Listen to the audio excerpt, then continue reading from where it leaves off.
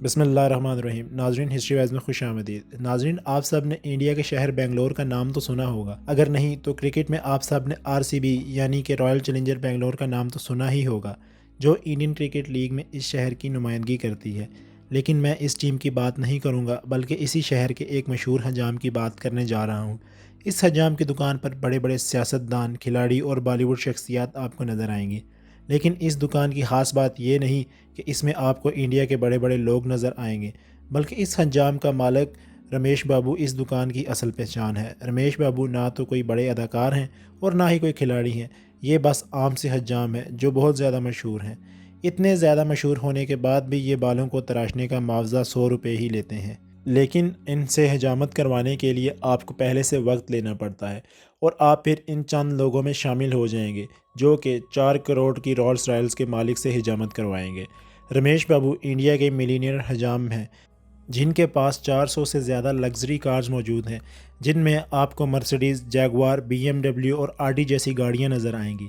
لیکن ایک وقت تھا کہ اس کے پاس تو کھانے کے پیسے بھی نہیں تھے، لیکن پھر اس شخص نے ایسا کیا جادو کیا کہ اس کے پاس اتنے پیسے آ گئے۔ اس ویڈیو میں اسی باہمت شخص کے بارے میں بات کرتے ہیں جس نے اپنے خواب پورے کیے۔ رمیش صرف 7 سال کے تھے جب 1979 میں ان کے والد کا انتقال ہوا۔ رمیش کے والد حجام کا کام کرتے تھے، لیکن جب ان کے والد کا انتقال ہوا ان کے گھر کا گزر بسر کرنا مشکل ہو گیا۔ ان کی والدہ نے گھر میں نوکری شروع کر دی اور رمیش کے والد کی طرف ایک حجام کی دکان ہی تھی جہاں پر ان کے رشتہ دار دیکھ بھال کرتے تھے۔ اس دکان پر ہی رمیش بابو نے 5 روپے یومیہ پر کام کرنا شروع کر دیا۔ رمیش نے بتایا کہ میرے والد کی دکان کا ہمیں 4 روپے یومیہ ملتا تھا، لیکن ان سب سے ایک وقت کا کھانا بھی ہمارے لیے مشکل تھا۔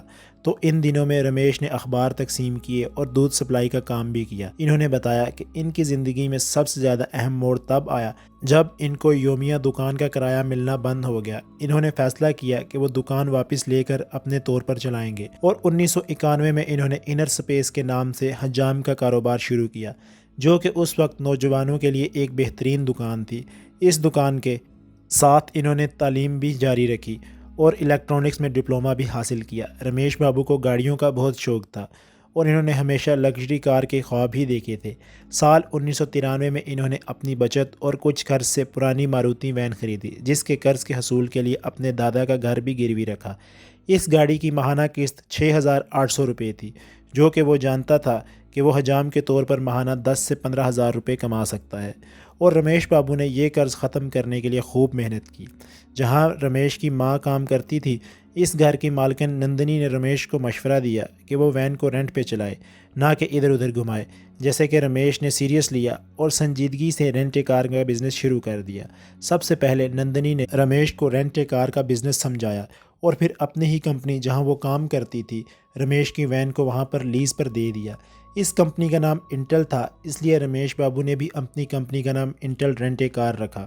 رمیش بابو نے حجام کی دکان سے ہی ایک قابل قدر کسٹمر بیس بنا لیا تھا اور سال 2004 تک انہوں نے مزید 6 کاریں خریدی تھی۔ ان دنوں رینٹ کارز میں مد مقابل بہت زیادہ آ چکے تھے اور سب کے پاس تقریباً ایک جیسی ہی گاڑیاں تھیں، اس لیے انہوں نے سال 2004 میں ترکیب لگا کر بڑی کمپنی کی لگژری کار خریدنے کا سوچا اور اپنی تمام جمع پونجی اور کچھ بینک کا قرض حاصل کر کے انہوں نے مرسڈیز ای کلاس خریدی، جو کہ 38 لاکھ کی تھی۔ لوگوں نے بہت بتایا کہ آپ غلطی کر رہے ہو، لیکن اس باہمت شخص نے یہ رسک بھی اٹھا لیا اور انہوں نے اسی سال ایک مرسڈیز بینز بھی خریدی۔ اس وقت 40 لاکھ کی کار لینا ایک بہت بڑا رسک سمجھا جاتا تھا۔ رمیش بابو وہ پہلے شخص تھے جنہوں نے مرسڈیز بینز جیسی بالکل نئی لگژری کار میں انویسٹ کیا، چونکہ کسی اور کے پاس ایسی کار موجود نہیں تھی، اس لیے رمیش بابو نے اس سے بے حد سرمایہ کمایا۔ رمیش بابو کا خیال تھا کہ اگر آپ کاروبار کرنا چاہتے ہیں تو آپ کو خطرات مول لینے کے لیے تیار ہونا چاہیے۔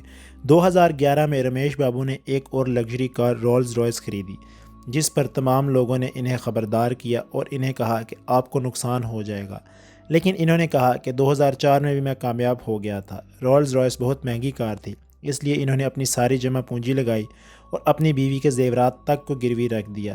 رمیش بابو تقریباً دیوالیہ ہو گئے تھے۔ لوگوں نے انہیں یہ کار بیچنے کا مشورہ بھی دیا، لیکن بالآخر رمیش کامیاب ہو گئے۔ آج رمیش بابو کے پاس تقریباً 400 سے زائد گاڑیاں ہیں، جس میں تقریباً 100 کے لگ بھگ لگژری کار ہیں۔ ان کے پاس امپورٹڈ بسیں بھی ہیں۔ رمیش بابو کے پاس اعلیٰ درجے کے موٹر سائیکل بھی ہیں۔ حال ہی میں وہ مرسڈیز مے بیک S600 لینے والے بنگلور کے تیسرے شخص بنے ہیں۔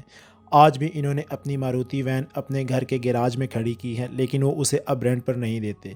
رمیش بابو آج بھی اپنے حجام کی دکان پر کام کرتے ہیں اور آج بھی حجامت کے صرف 100 روپے لیتے ہیں، اور وہ اپنے بچوں کو بھی یہی ہنر سکھا رہے ہیں۔ رمیش بابو کا کہنا تھا کہ کروڑوں روپے کما لو لیکن حجامت کے 100 روپے سے ہی سکون ملتا ہے، اور آج بھی رمیش بابو نندنی اور ان کے شوہر سے ہی بزنس سجیشنز لیتے ہیں۔